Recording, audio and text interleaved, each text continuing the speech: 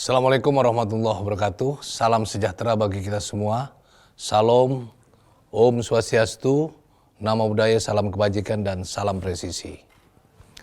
Kepada seluruh masyarakat Indonesia pada hari ini Selasa 29 Agustus 2023, saya selaku Karopenmas Dip Humas Polri akan menyampaikan beberapa informasi.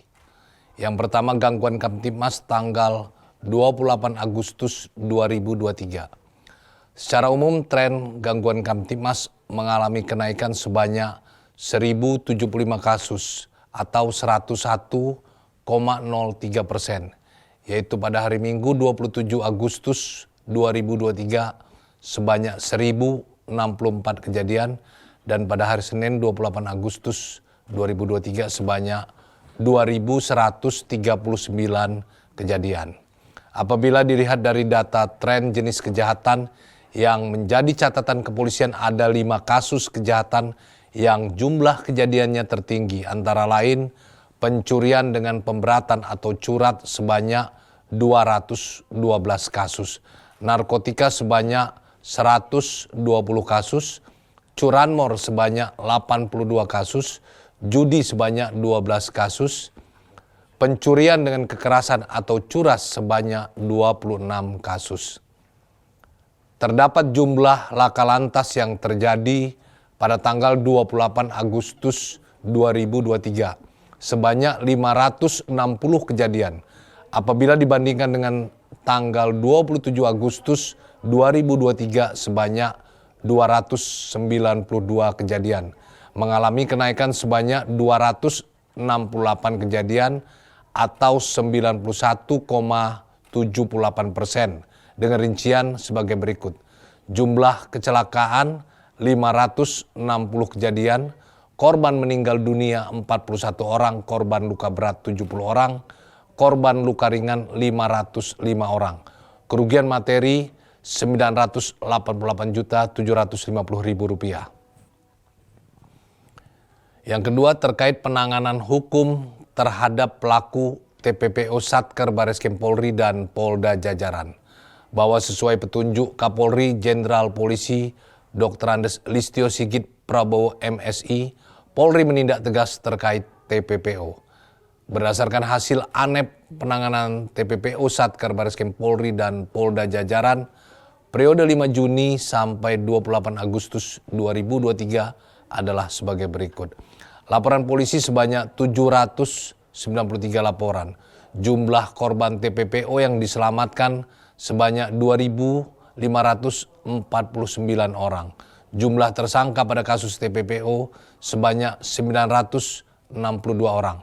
Modus yang dilakukan: pekerja migran atau pembantu rumah tangga sebanyak 520, ABK sebanyak 9, PSK sebanyak 245, eksploitasi anak sebanyak 66.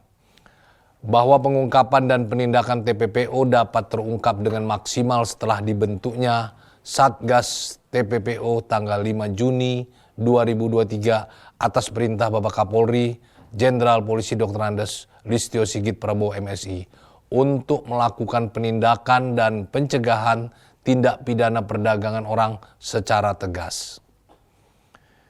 Yang ketiga, terkait pelaksanaan sidang KKEP Irjen Pol NB.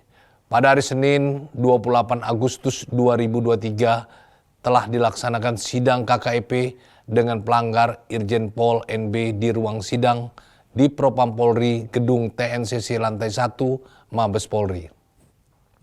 Adapun perangkat komisi sidang yang hadir yaitu 1. Ketua Komisi Komjen Pol Dr. Andes Ahmad Doviri MSI Irwasum Polri, 2. Wakil Ketua Komisi Irjen Pol Dr. Andes Imam Widodo M.Han, Wadankor Brimo Polri, 3. Anggota Komisi Irjen Pol Dr. Andes Sahardiantono MSI, Kadip Propam Polri, 4. Anggota Komisi Irjen Pol Dr. Andes Hendro Pandowo MSI, Sahli Sosbud Kapolri, 5. Anggota Komisi Irjen Pol Hari Sudwianto SIK MSI, Kakor Bimas Bahar Kampolri. Adapun perbuatan yang telah dilakukan oleh Irjen Pol NB yaitu pasal yang dilanggar yaitu pasal 13 ayat 1 PP nomor 1 tahun 2003 tentang pemberhentian anggota Polri junto pasal 7 ayat 1 huruf B, pasal 7 ayat 1 huruf C, pasal 13 ayat 1 huruf E, dan pasal 13 ayat 2 huruf A Perkap nomor 14 tahun 2011 tentang Kode Etik Profesi Polri. Keputusan pada sidang KKEP yaitu 1.